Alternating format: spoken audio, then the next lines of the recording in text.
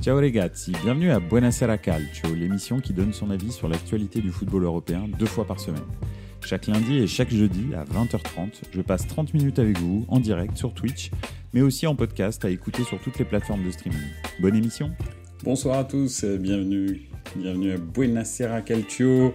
Écoutez, le dernier jeudi de la saison, effectivement, on va rentrer dans une période, l'intersaison, où il n'y aura plus qu'une seule émission de Buonasera Calcio par semaine.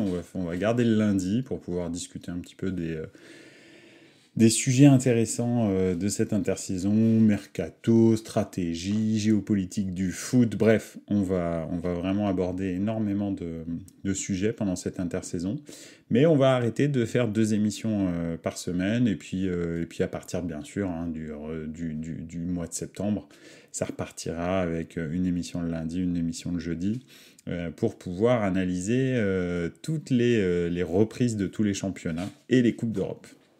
Voilà, en tous les cas, ça me fait vraiment plaisir d'être avec vous ce soir pour 3 sujets qu'on va aborder. C'est les finales de Coupe d'Europe, finale de Conference League qui a eu lieu hier soir, on va revenir un petit peu dessus, et finale de Champions League qui a lieu samedi soir.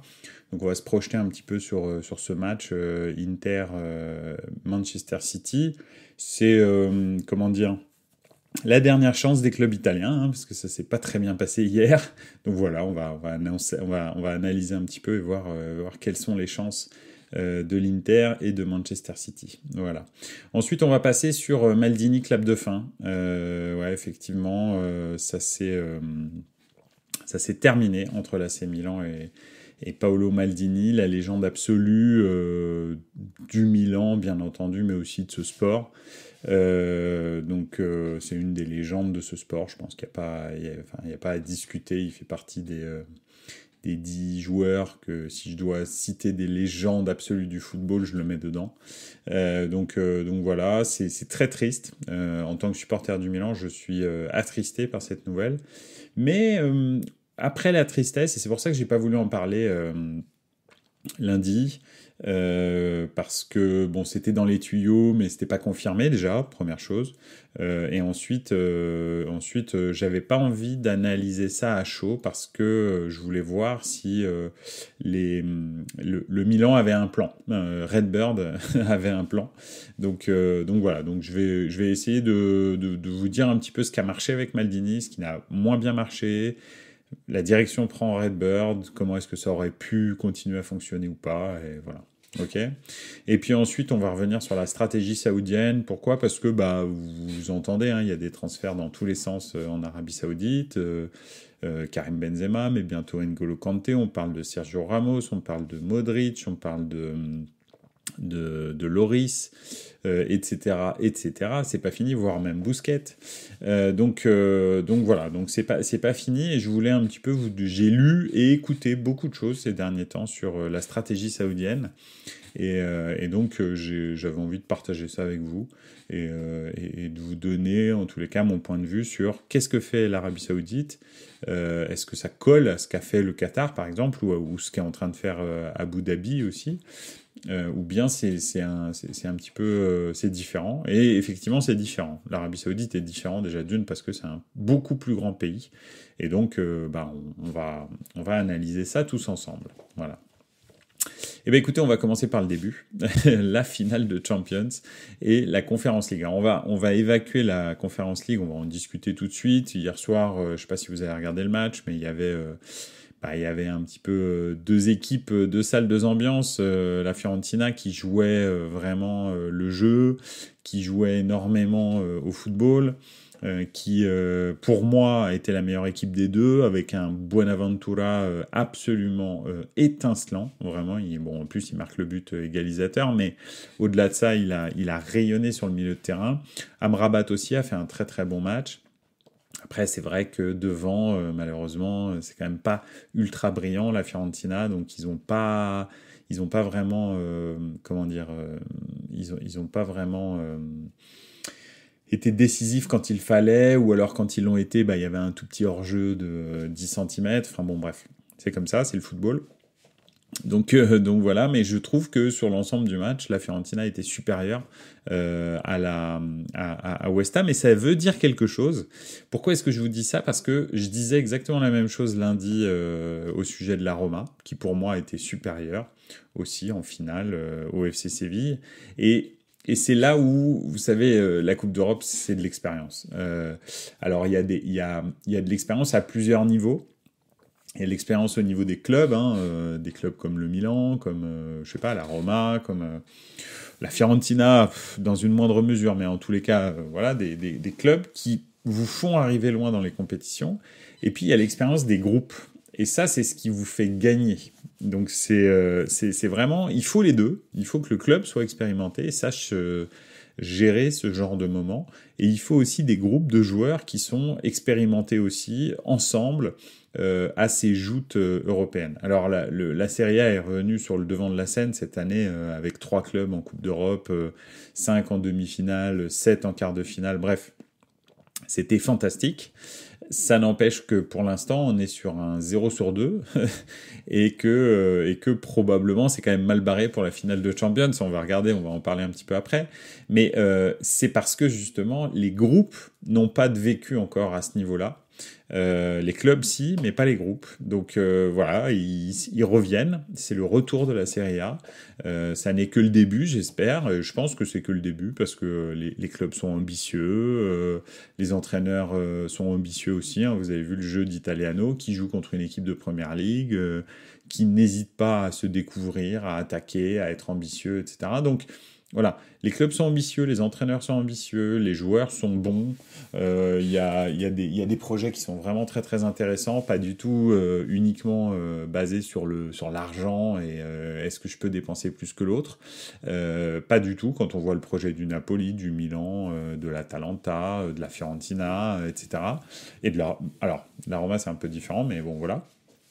On peut se dire quand même que le championnat va dans le bon sens et a des projets ambitieux qui ne reposent pas que sur l'argent. Donc voilà, mais il leur manque de l'expérience et ils sont en train de payer pour voir et probablement que ça va leur servir l'année prochaine, l'année d'après, lorsqu'ils vont se retrouver à nouveau dans une finale de Coupe d'Europe ou dans une demi-finale de Coupe d'Europe. Tous ces moments-là vont être des moments qui vont pouvoir faire basculer le match dans la bonne direction. Donc voilà, West Ham, a priori, quand on regarde l'effectif de West Ham, était au-dessus de la Fiorentina, et pourtant ils se sont fait dominer de la tête et des épaules dans ce match-là. Après, il y a eu un Bowen qui est un peu un symbole, parce que Bowen, c'est un joueur un peu, je sais pas à qui est-ce qu'on pourrait le comparer, mais en France, mais c'est un joueur qui n'a jamais été pris dans aucun centre de formation, etc. Bref, donc c'est un joueur revanchard, et c'est lui qui crée le penalty, est dans l'action du penalty, et puis marque le but à la 90e minute. C'est très compliqué pour la Fiorentina. Ils ont eu l'occasion de marquer. Je vois encore Mandragora mettre sa frappe à côté alors qu'il a le but ouvert. Bon, bref, il y a du manque de qualité dans la Fiorentina, technique, dans les moments vraiment clés, et ça s'est vu, malheureusement. Ils ont eu les occasions, ils les ont pas saisies. Donc ça donne ça.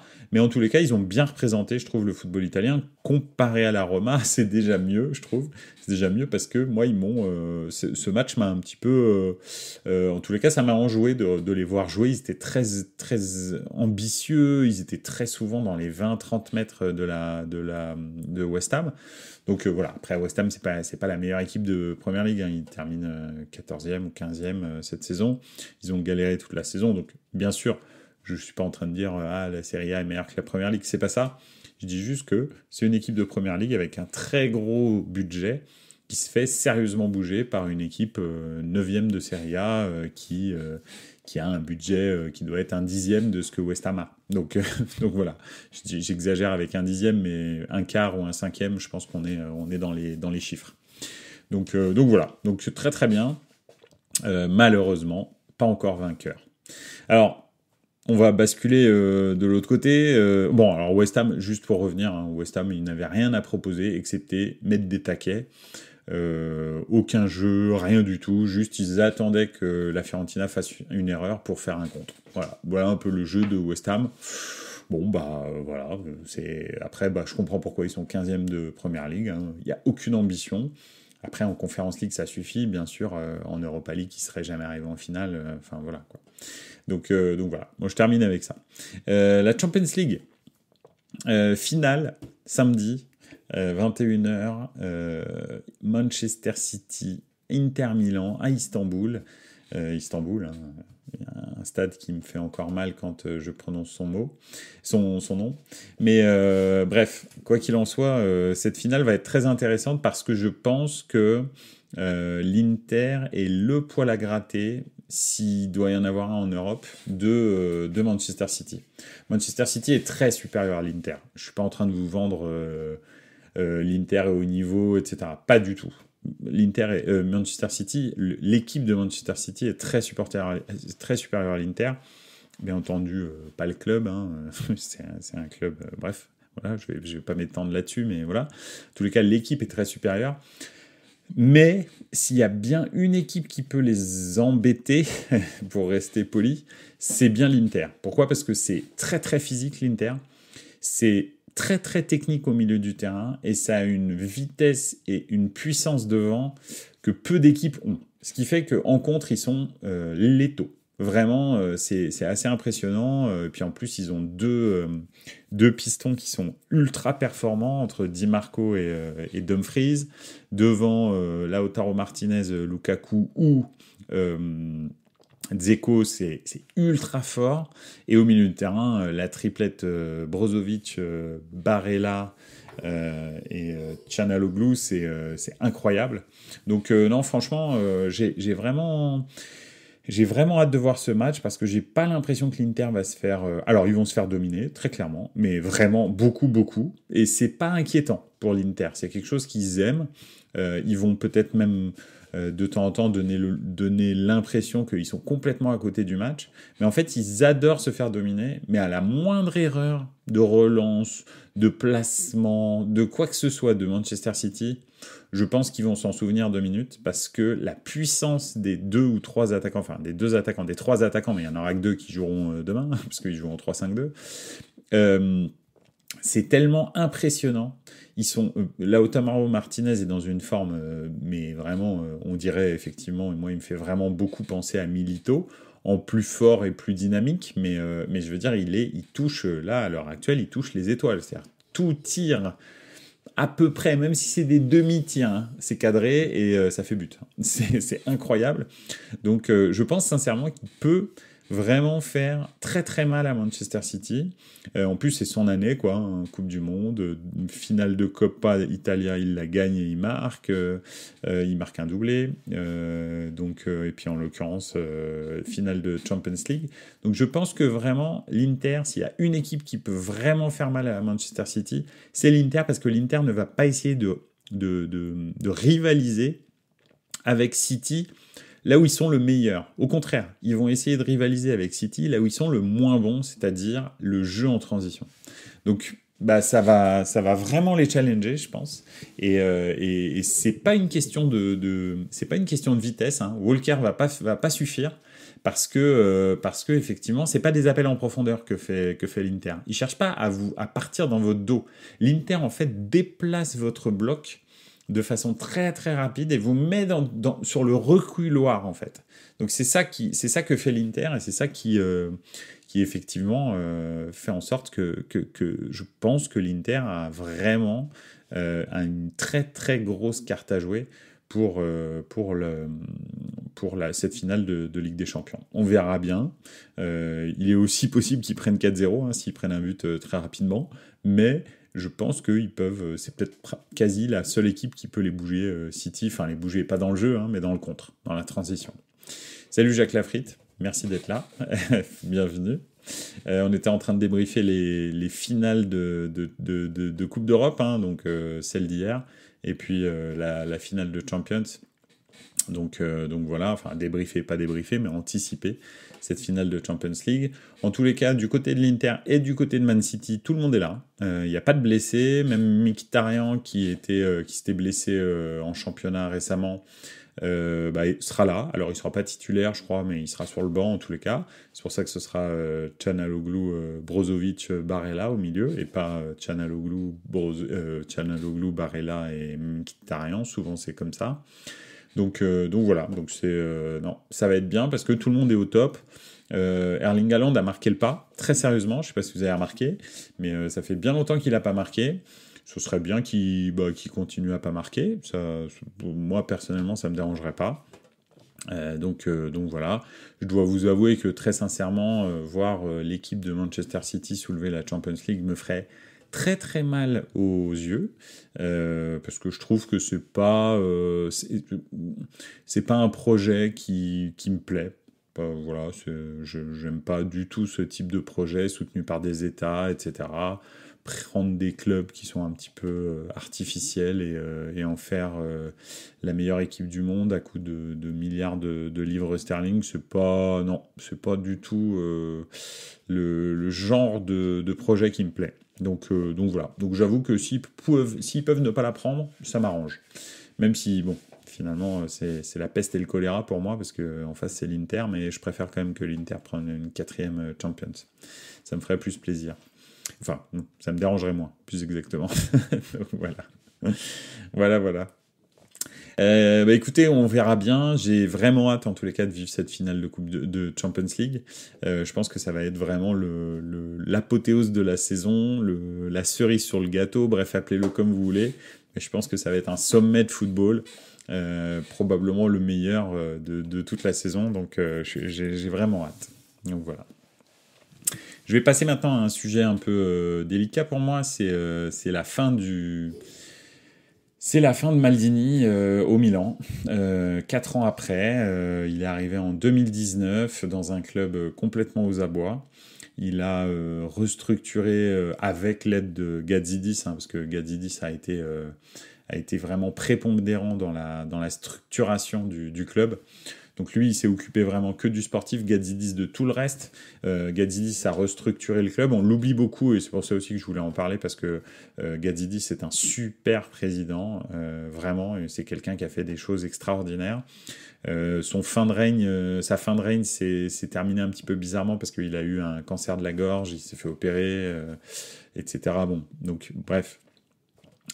Aux dernières nouvelles, il était un peu sorti d'affaires en rémission, mais bon, on ne sait jamais malheureusement avec ce genre de maladie. Donc voilà, donc il a dû quitter le Milan, et Maldini, lui, s'est occupé du football. Il était pas directeur sportif, parce que je sais qu'il y a des gens qui parlent de directeur sportif au sujet de Maldini. Maldini était directeur technique, ça veut dire qu'il gérait tout le foot, la division football du Milan. En dessous de lui, enfin en dessous, à côté, en dessous, je sais pas. Il avait un directeur sportif qui était très expérimenté, qui s'appelle Ricky Massarin, qui vient de la Roma d'ailleurs, mais pas que, mais en l'occurrence, son club précédent, c'était la Roma. La Roma qui fait des bons résultats, c'était Ricky Massara, le directeur technique, avant Monchi en fait. Je ne sais pas si vous vous souvenez, mais Monchi est passé par là. Donc voilà, donc c'est vrai que Ricky Massara était le directeur sportif, c'est lui qui était chargé de négocier les contrats, etc. Donc voilà. Donc les deux ont quitté le navire. Pourquoi ? Et ça, c'est important de comprendre pourquoi. Au-delà de tout ce que représente Maldini, c'est vrai que Maldini, ça donnait du cachet au projet, ça donnait une caution de valeur au projet. Ça ancrait comment dirais-je, le joueur dans les valeurs du Milan lorsqu'il discutait avec Maldini. Donc c'était important. Et c'était très important en 2019 parce que c'est sur la personnalité de Maldini que Milan a réussi à recruter des joueurs comme, je sais pas, Théo Hernandez, Mike Maignan, etc., etc. À l'époque, le Milan était aux abois, plus personne ne voulait venir. C'était un club qui avait frôlé la banqueroute, le dépôt de bilan total et la disparition, qui a été sauvé par Elliott et Gazidis, donc qui a restructuré économiquement le club. Et Maldini était important parce que quand il discutait avec un joueur, voilà, son aura faisait en sorte que le joueur se disait bon, ok, je vais peut-être, c'est Milan, mais là maintenant c'est Maldini qui est aux commandes, donc je viens. Donc c'était très important de l'avoir en 2019. En 2023, Scaroni, qui est le président du Milan, dit c'est un peu moins vrai. C'est un peu moins vrai. Pourquoi ? Parce que Milan a gagné le championnat en 2022 et a fait demi-finale de Ligue des Champions en 2023. Donc Milan est à nouveau, on va dire, attractif, une destination attractive, surtout pour des jeunes joueurs à fort potentiel. Pourquoi ? Parce qu'on a un coach aussi qui sait développer ce genre de personnes. Le problème, et pourquoi est-ce que Maldini et Massara ont quitté le bateau, ou plus exactement, enfin, quitté ou été virés, enfin, c'est pas... Je pense que ils se sont séparés, les deux parties, Redbird et Maldini et Massara. Pourquoi ? Parce que ils n'avaient pas du tout la même vision du projet. Maldini est un directeur technique, un cadre dirigeant, on va dire, qui a grandi en regardant Galliani et Berlusconi construire le Milan. C'est un directeur technique qui a eu déjà du mal avec Gazidis, a eu déjà du mal la saison dernière à re-signer son contrat. Pourquoi ? Parce qu'il avait des ambitions. Il voulait des moyens pour que Milan, tout de suite, gagne la Ligue des Champions, regagne le championnat une deuxième année d'affilée, etc., etc. Maldini, c'est quelqu'un qui a été habitué à gagner et qui, pour lui, ont construit des équipes avec énormément d'argent. Et c'est comme ça. Et c'est pas un problème. Et donc, déjà l'année dernière, je ne sais pas si vous vous souvenez, mais en fin d'année, donc le contrat de Ricky Massara et de Maldini s'arrêtait, je crois, le 30 juin, et il n'a pas été re-signé tout de suite. Ça a été un mini psychodrame. C'est le 7 ou 8 juillet, je crois, je ne me souviens plus exactement, mais quelque chose comme ça, une semaine à 10 jours plus tard que leur contrat a été renouvelé. Un nouveau contrat a été signé entre Maldini et Massara, et dès le début, on savait qu'il n'y avait qu'1 an de contrat. Pourquoi ? Parce que, justement, c'était déjà une différence de vue. D'ailleurs, on a vu le mercato. Alors, Maldini a eu un peu plus de moyens, mais il attendait pas ça. Il attendait plus. Il a réussi à acheter De Ketelaere pour 32 millions d'euros, je crois, plus un joueur ou deux, et toutes les recrues, en gros, excepté Malick Thiaw, toutes les recrues sont passées à côté. Aster Vranckx, pas terrible, De Ketelaere complètement inexistant, Malick Thiaw en revanche très très bien, de Schalke, etc., etc. Donc Maldini, de surcroît, c'est pas lui qui va trouver les profils qu'on recrute, les Kaloulou, les Théo Hernandez, les Mike Maignan, etc., etc. C'est pas lui, c'est Moncada qui fait ça. C'est le chef scout qui était l'ancien chef scout du Monaco de 2017. Je ne sais pas si vous vous souvenez, le Monaco qui fait demi-finale de Champions League, qui avait les Fabinho, etc., que personne connaissait à l'époque, qui avait une super équipe avec Mbappé, etc., qui atomise la Juve, qui atomise pas la Juve, mais qui impressionne la Juve, en l'occurrence, et la Juve en finale, finalement, donc en demi-finale, qui sortent Manchester City, d'ailleurs, justement. Et Moncada, en fait, a été recruté par Gazidis et Elliott pour gérer la partie recrutement. Et c'est lui qui trouve toutes ces pépites là qu'on ne connaît absolument pas et qui finalement performe à très haut niveau. C'est un vrai très très très très bon chef scout. Il va rester chef scout. Il va peut-être même avoir un petit peu plus de responsabilité maintenant. Et Maldini, lui, en fait, il fait le tri dans ses profils que Moncada lui envoie. Et le problème, c'est qu'il prend pas forcément les profils que Redbird souhaiterait. Il prend souvent les profils les plus chers parce qu'il considère qu'il a un œil et qu'il peut voir, qu'il sait reconnaître un bon joueur. Voilà, Redbird, c'est pas trop la stratégie. Redbird, il faut savoir que l'investissement dans le sport, c'est pas un investissement annexe comme Elliott, par exemple, avec Lille et Milan. C'était vraiment un hasard qu'ils se soient retrouvés dans ces affaires-là. Ils se sont dit, pourquoi pas on tente, il y avait une opportunité, les deux clubs cherchaient de l'argent pour se financer, en l'occurrence c'était le Milan de Yong Hong Lee qui avait besoin de 350 millions d'euros pour finaliser la vente, et puis le Lille qui était quasi en dépôt de bilan, et en l'occurrence son ancien président avait emprunté de l'argent à Elliott. Donc ils se sont retrouvés dans le sport un petit peu par hasard, et c'est vrai que Redbird en revanche a une vraie maîtrise du sport, que ce soit en MLS, que ce soit en MLB, que ce soit en NFL, que ce soit en Première Ligue, hein, ils sont actionnaires minoritaires d'une équipe en Première Ligue, Liverpool, c'est pour ça qu'ils peuvent tout à fait, Milan et Liverpool, jouer en Champions League, parce qu'ils ne sont pas actionnaires majoritaires. Ils sont actionnaires majoritaires en revanche de Toulouse, c'est peut-être ce qui va empêcher Toulouse de participer à une Coupe d'Europe, mais bon, c'est en négociation pour l'instant. Et ils sont actionnaires majoritaires du Milan. Donc ils ont une vraie expertise du foot, de la data, de comment ils veulent mener leur projet pour que les clubs soient et rentables et performants, en gros. Et pour faire ça, ils n'ont pas, d'après ce que dit Redbird, ils n'ont pas envie que Milan devienne un club de seconde zone. Pas du tout. C'est pas les investisseurs, c'est pas un fonds de pension américain comme type Bordeaux. Je sais plus qui c'était, c'est pas CVC ou un truc dans le genre. Non, CVC, c'est ceux qui ont investi dans la Ligue 1 là. Mais bref, quoi qu'il en soit, c'est pas du tout ce genre de fonds d'investissement. Eux, en fait, ce qu'ils cherchent à faire, c'est revendre Milan en 2030-2035 pour 4 milliards d'euros, avec un stade construit, etc., etc. Donc, ils n'ont aucun intérêt à dépeupler le Milan de ses résultats sportifs et de ses meilleurs joueurs. En revanche, les profils des joueurs, ils savent exactement ce qu'ils veulent. Pourquoi ? Parce qu'ils savent aussi qu'un club de foot, ça ne gagne pas d'argent. Probablement, la plupart du temps, ça perd de l'argent. Milan, et j'en parlais récemment avec des amis, Milan a gagné 14 millions d'euros l'année dernière, grâce à la demi-finale de Ligue des Champions, grâce aux titres, etc., au revenu marketing. Je suis supporter du Milan, personnellement, depuis 1988. Je pense que c'est la première saison, depuis 1988, où Milan dégage de l'argent. C'est la première saison. Donc, cette stratégie avec des recrutements à moindre coût, des stars qu'on fabrique intramuros à Milanello, avec des joueurs qui ont de très forts potentiels, c'est ça que veut en fait Redbird.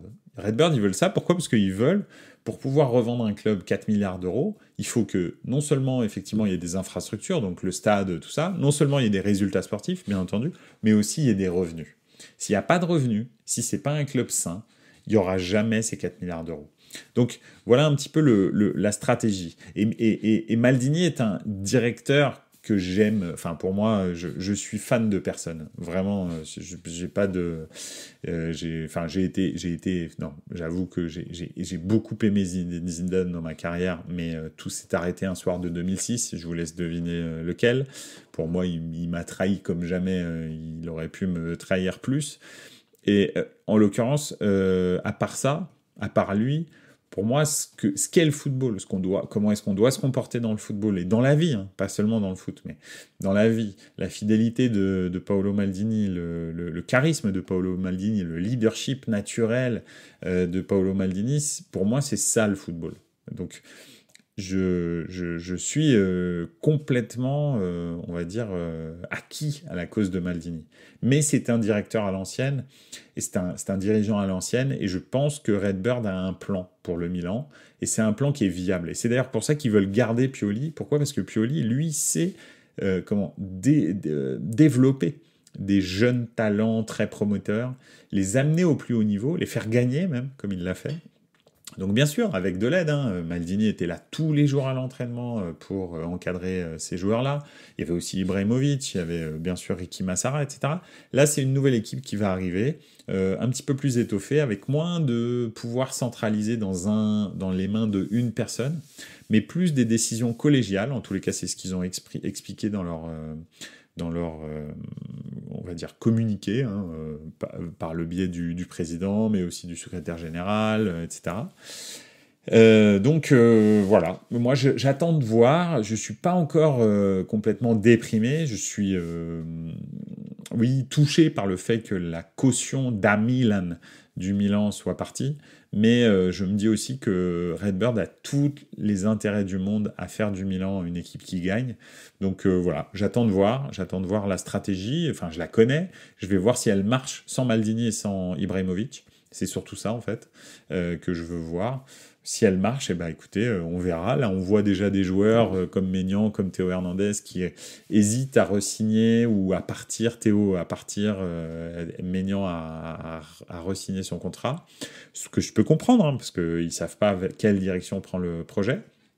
sans Maldini. Maintenant, c'est pas parce qu'ils ont des interrogations que forcément ça va pas le faire. Tu peux avoir des interrogations un jour J et puis 3 mois après te dire bah non en fait ça va, tout va bien, je reste. Donc on verra bien ce que l'été nous présentera. Voilà. Écoutez, pour Maldini et pour Milan, c'est à peu près tout. On verra, de toute façon on commentera ça tous ensemble, hein, ça c'est clair. Donc voilà. On va passer maintenant à la stratégie saoudienne. Je voulais faire un petit point sur qu'est-ce que l'Arabie Saoudite cherche avec ses investissements sur des joueurs, on va dire, anciens, même si je pense que Benzema a encore 2 belles années devant lui, Modric probablement encore aussi, etc., etc. Bref. Le truc, c'est que en fait, l'Arabie Saoudite développe un plan à 3 niveaux. Hein. Hier, j'écoutais un podcast aujourd'hui d'ailleurs, mais c'était une émission d'hier de l'afterfoot. Alors, je suis pas là pour comment dirais-je, plagier l'afterfoot ou voilà, mais juste vous donner quelques indications parce que j'ai pas lu que ça non plus. J'ai lu d'autres choses. Enfin, j'ai pas écouté que ça. J'ai lu d'autres choses sur le projet saoudien. Et c'est vrai que ça se situe à 3 niveaux. L'Arabie Saoudite est une monarchie relativement autoritaire, et elle a vu ce que le printemps arabe a pu faire à tous ces autocrates un petit peu du Maghreb et du Moyen-Orient. Donc ils essayent d'anticiper ce genre de choses, en gros en faisant un petit peu comme la Chine. La Chine a fait exactement la même chose.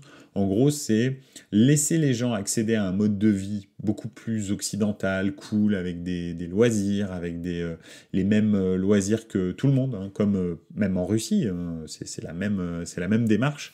C'est-à-dire se dire, pas de souci, on n'est pas dans un pays fermé, vous pouvez faire ce que vous voulez. Il n'y a aucun problème, vous avez un niveau de vie suffisant pour profiter de la vie, profiter des voyages, du tourisme, d'Internet, etc. Mais en faisant ça, ça décharge un petit peu les gens d'éventuelles velléités de révolution. Donc voilà. Si en revanche vous êtes beaucoup trop strict à tous les niveaux, il y a un moment donné, ça pète et ça fait comme dans le printemps arabe. Donc, bien entendu, MBS, qui est Mohamed Ben Salman, hein, qui est le Premier ministre, prince héritier, probablement futur roi d'Arabie Saoudite, même si c'est pas lui l'héritier légal, hein, parce que c'est pas lui l'aîné, mais c'est celui qui est le plus aux affaires, on va dire. Effectivement, MBS, enfin je sais pas s'il deviendra roi d'ailleurs, hein. Peut-être il restera juste dirigeant du pays et son frère deviendra roi, mais un espèce de roi représentatif, c'est possible. Donc, en tous les cas, MBS, c'est lui qui dirige le pays. Il est Premier ministre et c'est vrai qu'il veut déjà ça. Il veut calmer la jeunesse saoudienne. L'Arabie Saoudite, c'est un grand pays, plus de 30 millions d'habitants. C'est un des pays les plus riches du monde. Donc c'est vrai qu'en amenant des stars de foot, etc., en les faisant accéder à tous les loisirs occidentaux, on va dire, bah écoutez, normalement, il va désamorcer d'éventuelles velléités de révolution. Donc ça, c'est première démarche en faisant venir ces joueurs. Et les Saoudiens sont très, très fans de football. C'est pas du tout comme au Qatar, où au Qatar, les stades sont vides parce que tout le monde s'en fout du football. En même temps, ils sont 300 000. Les réels Qataris, en Arabie Saoudite, sont 30 millions quand même. C'est pas du tout la même échelle. Je crois qu'au Qatar, il y a 3 millions d'habitants, il y a 300 000 Qataris. Le reste, c'est des expatriés. Donc voilà. Enfin, expatriés, ça c'est... voilà, pour être poli, parce que ça, dans certains cas, ça peut être des esclaves. Donc, en l'occurrence, voilà, c'est la première dimension. La deuxième dimension, c'est aussi, quand on parle de Cristiano Ronaldo, quand on parle de Messi, oui, en l'occurrence de Messi, mais il va pas venir, mais de Modric, de Benzema, etc., on parle de l'Arabie Saoudite avec un autre sujet que la peine de mort ou le droit des femmes. Donc, c'est très important d'avoir une vitrine à l'extérieur. Donc, en gros, le premier volet, c'est comment est-ce que je fais pour satisfaire les gens qui vivent dans mon pays, pour désamorcer d'éventuelles velléités révolutionnaires. Deuxième volet, c'est comment est-ce que je représente l'Arabie Saoudite différemment à l'extérieur, en présentant des stars, en faisant parler de l'Arabie Saoudite, mais pour des choses positives, enfin, entre guillemets, parce que bon, avec les salaires, bon voilà, mais en tous les cas pour des choses plus positives, en amenant des gens avec un énorme impact sur les réseaux sociaux, comme Cristiano Ronaldo est la personne au monde qui a le plus de followers. Hein. Quand il dit quelque chose sur l'Arabie Saoudite, il y a énormément de gens qui sont impactés par ça. Et dans le contrat, il faut savoir que ces joueurs-là, hein, et ça c'est très très marrant, c'est Thibaut Leplat qui disait ça dans l'Afterfoot, ces joueurs-là sont des, comment dirais-je, des employés d'État. C'est-à-dire qu'ils ne sont pas payés par des clubs, ils sont payés directement par l'État saoudien, d'accord ? Donc Cristiano Ronaldo, Karim Benzema, et puis tous ceux qui vont arriver, sont payés directement par l'État saoudien. Parce que comme, en gros, outil de publicité. Ça veut dire que c'est quasi impossible pour eux de dire quelque chose de négatif sur l'Arabie Saoudite. D'accord ? Donc sur leurs réseaux sociaux, étant donné que ce sont des fonctionnaires d'État, hein, tout simplement, saoudiens maintenant, hein, ils sont payés par l'État saoudien, en fait, c'est clair que sur leurs réseaux sociaux, il n'y aura que des choses positives sur l'Arabie Saoudite, et ça vous donne un rayonnement différent. À côté de ça, Léo Messi, c'est vrai qu'ils l'ont pas eu, mais ils l'ont eu, hein, parce que donc il joue pas dans leur championnat, il va à l'Inter Miami, comme on l'a vu, hein, pour bien sûr le projet sportif, et puis surtout pas pour l'argent, d'après ce qu'il a dit. Mais bon, après, chacun tirera ses conclusions, hein, parce que si c'était pas pour l'argent, il aurait pu aller au Barça. Mais bon, le truc en l'occurrence, c'est que Messi a ce contrat de sponsoring pour le tourisme, l'office du tourisme saoudien. Donc voilà, et effectivement, il est de toute façon employé lui aussi de l'État saoudien à hauteur de 30 millions d'euros par année, pour faire quelques pubs sur le tourisme en Arabie Saoudite. Bon, je sais pas si vous avez vu sa pub là où il a une jumelle, il est en safari dans le désert, en Arabie Saoudite. Bon, voilà. Je sais pas si ça va faire venir des gens, mais en tous les cas, Messi c'est la même chose, hein, un rayonnement planétaire. Donc tous ces joueurs-là sont des outils de promotion publicitaire pour changer l'image, ou en tous les cas les sujets pour lesquels on parle de l'Arabie Saoudite à l'étranger. Donc voilà, ça c'est la deuxième partie du truc. Et puis enfin, la troisième partie, c'est effectivement l'intérêt footballistique. L'Arabie Saoudite, contrairement aux autres pays du Golfe, est un pays qui est fou de foot. C'est pas du tout un pays qui fait ça de façon un petit peu artificielle. Donc, comme je citais, comme le Qatar, hein, le Qatar a fait venir des stars. Hein. Il y a eu énormément de stars. Je sais pas, je pense à Kanouté, je pense à Xavi, je pense à plein de joueurs comme ça qui sont venus terminer leur carrière au Qatar. Les stades sont vides, tout le monde s'en fout. C'est pas du tout le délire. Je pense qu'à Abu Dhabi, c'est à peu près la même chose. Koweït, probablement aussi. Bref. C'est pas du tout des fans de foot, c'est plutôt des fans, et ça c'est pas du tout, c'est une réalité culturelle, attention ce que je dis, hein, c'est pas, je me fous pas de la gueule des gens, parce que chacun a les passions qu'ils veulent. Ils adorent en revanche les courses de chameaux, et ça pour de vrai, c'est vraiment une passion nationale au Qatar, la course de chameaux, et pas que au Qatar, à Oman, dans tous les Émirats. Donc voilà, ça c'est vraiment leur sport numéro 1, c'est les courses de chameaux. Les chameaux valent très très très cher, ils ont des espèces de petits robots sur le dos qui les fouettent pour les faire aller très très vite, hein, parce qu'ils sont pas conduits par des hommes, hein, c'est pas possible de rester sur un chameau qui est au galop, hein, ou alors à moins que vous soyez accroché au chameau, mais bon, aucun intérêt. Donc c'est vraiment des courses de chameaux. Et effectivement, ça, c'est la passion numéro 1, on va dire, au Qatar et dans les Émirats, sportive en tous les cas. Donc le foot, c'est un peu relégué au second plan. Mais en Arabie Saoudite, c'est pas du tout la même chose. Ils sont fous de foot. Et ils veulent effectivement faire un vrai bon championnat. Ils veulent aussi gagner des Ligues des Champions asiatiques, même s'ils en gagnent déjà beaucoup. Et pourquoi pas un jour un championnat du monde des clubs, pour mettre au milieu de la map le championnat saoudien. Ça, c'est un peu l'objectif aussi numéro 3 de cette mouvance géopolitique, enfin de ces mouvements géopolitiques de l'Arabie Saoudite avec les joueurs de foot. Voilà. Donc je voulais juste un petit peu analyser parce que ça diffère du Qatar en ce sens que le Qatar, en fait, lui n'a pas d'intérêt sportif pour le football, veut une seule chose, c'est faire exister le pays. Encore une fois, c'est un très petit pays et il voulait absolument pas disparaître et être absorbé, par exemple, par l'Arabie Saoudite, parce que le Qatar est une petite terre accrochée sur le côté de l'Arabie Saoudite. Ils auraient très bien pu être absorbés, comme ça, du jour au lendemain, ou envahis par l'Iran, juste en face. Bref, en l'occurrence, ils avaient besoin du sport et du soft power du sport pour exister et faire en sorte que ça ne soit pas en toute impunité que leur pays se fasse envahir, par exemple. Donc c'est deux choses complètement différentes et on ne peut pas comparer la stratégie du Qatar et de l'Arabie Saoudite. Donc c'est aussi pour ça d'ailleurs que l'Arabie Saoudite a une façon de traiter ses clubs différente. Vous regardez la façon dont ils traitent Newcastle n'est pas du tout la même chose, alors que Newcastle a plus de moyens financiers que le Paris Saint-Germain à la base. D'accord, avec les revenus de la Première Ligue, etc. Ils pourraient craquer complètement sur des superstars, et c'est pas du tout ça qu'ils veulent. Pourquoi ? Parce que eux, leur objectif numéro 1, c'est le sportif. C'est pas la représentation comme le Paris Saint-Germain. Le Paris Saint-Germain prend des décisions qui sont... Enfin, le Qatar prend des décisions pour le Paris Saint-Germain qui sont des décisions publicitaires, de représentativité de l'État qatari, et pas l'objectif numéro 1 n'est pas de gagner. Donc c'est ça le souci en fait.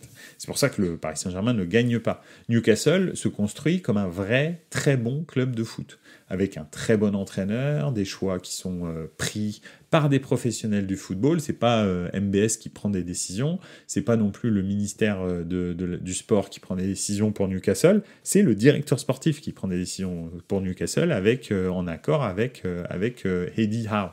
Donc c'est complètement différent en fait. donc voilà, parce qu'ils n'ont pas les mêmes objectifs. Donc on ne peut pas tout mettre dans le même panier.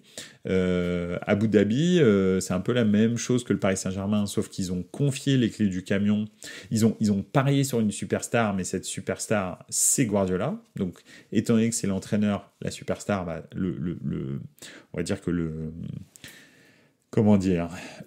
le projet tourne un petit peu différemment parce qu'ils ont pris une superstar qui est compétente. Guardiola est quelqu'un de compétent, même si vous savez que probablement que je l'aime pas beaucoup, mais on peut pas dire qu'il soit pas compétent. Donc voilà. Donc c'est trois projets qui sont différents, enfin deux styles de projets différents.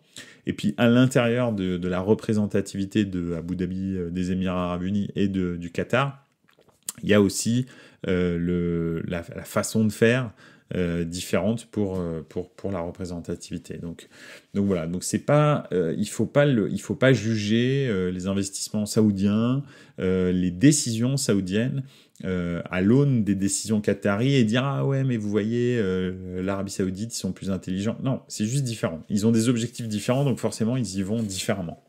Donc voilà. Voilà un petit peu.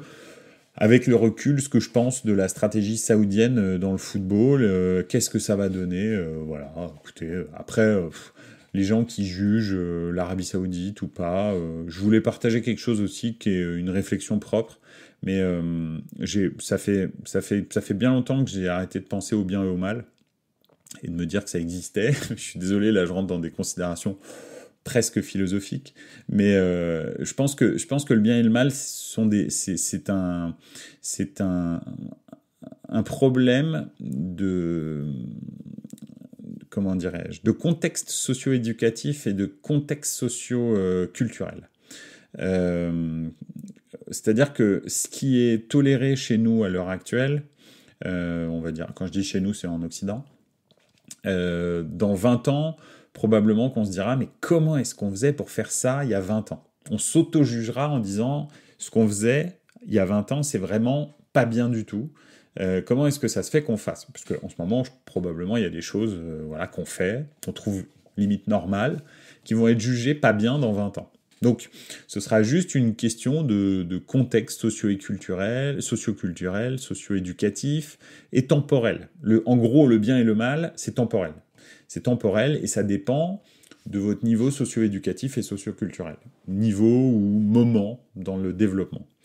Donc oui, on a beau jeu de juger, la Chine, etc., de dire c'est pas bien, pas de problème. Bien sûr que, à la base, que les femmes n'aient pas de droit, c'est un problème pour moi. Que la peine de mort existe, c'est un problème pour moi. Mais je me sens absolument pas légitime pour dire ça, c'est le mal absolu. Non, c'est juste qu'ils n'en sont pas au même niveau, au même moment de leur développement. Ils n'en sont pas au même, comment dirais-je, contexte temporel. Et que peut-être que dans 30 ans, on dira d'autres choses de l'Arabie Saoudite et du Qatar, ou de la Chine, ou de la Russie, ou des choses comme ça. Et nous aussi, on se jugera dans 30 ans différemment. Si on prend, il y a des choses qu'il y a 30 ans qu'on trouve totalement normales maintenant en Occident. Et il y a 30 ans, on les jugeait complètement scandaleuses, on jugeait que c'était des maladies, on jugeait que c'était des choses comme ça. Est-ce que à l'époque, c'était vraiment très très mal ce qu'on faisait, et maintenant c'est vraiment très très bien ce qu'on fait? Je ne sais pas. Voilà. Je vous laisse réfléchir là-dessus. Donc, pour moi, que les gens acceptent l'argent de l'Arabie Saoudite, moi je trouve que le fait que l'Arabie Saoudite et le Qatar s'ouvrent comme ça au sport, avec des Coupes du Monde, avec ces grandes stars, etc., en fait, au contraire, c'est le vecteur pour faire évoluer leur société. Évoluer vers quoi? Je ne sais pas si c'est le bien ou le mal, mais en tous les cas, la faire évoluer, parce que justement, ils s'ouvrent. D'accord? Et moi, je trouve pas ça du tout scandaleux que Cristiano Ronaldo, Benzema et je ne sais qui prennent l'argent de l'Arabie Saoudite. Parce que je suis personne, moi, pour dire que ce que fait l'Arabie Saoudite, c'est mieux que la guerre en Libye que la France a déclarée, ou la guerre en Irak que les États-Unis ont déclarée. Je suis personne pour dire ça. Je me sens en tous les cas pas suffisamment fort pour être sûr que c'est mieux que ce que fait l'Arabie Saoudite. Donc voilà. En l'occurrence, voilà ce que je voulais vous dire, c'est tout. Je vais terminer le dernier jeudi de la saison sur des considérations philosophique sur le bien et le mal. Voilà. Je pense que le bien et le mal, c'est nous qui le jugeons en fonction de notre temps, de notre culture et de notre éducation. Voilà, c'est tout. Et ce qui est bien pour moi n'est pas forcément bien pour l'autre, et c'est pas un problème. C'est comme ça en fait. Donc voilà. Bah écoutez, je vous souhaite sur ce une excellente soirée. Merci beaucoup d'avoir écouté encore cet épisode de Buonasera Calcio, le dernier du jeudi soir pour cette saison, mais bien sûr on reviendra le jeudi soir à partir du mois de septembre. Mais en attendant, on se retrouve lundi, bien entendu, pour débriefer la finale de Ligue des Champions et puis traiter probablement un autre sujet. Il y a des transferts déjà qui commencent à être faits. Jude Bellingham, 103 millions au Real Madrid. On se demandera peut-être si c'est une bonne idée ou pas. Et qu'est-ce qui reste à faire au Real après les départs de ces superstars, etc., etc. Donc il y a plein de sujets encore lundi prochain. J'ai vraiment hâte de vous retrouver. Merci encore de votre fidélité. Et n'oubliez pas. Ciao ragazzi. Ciao, ciao.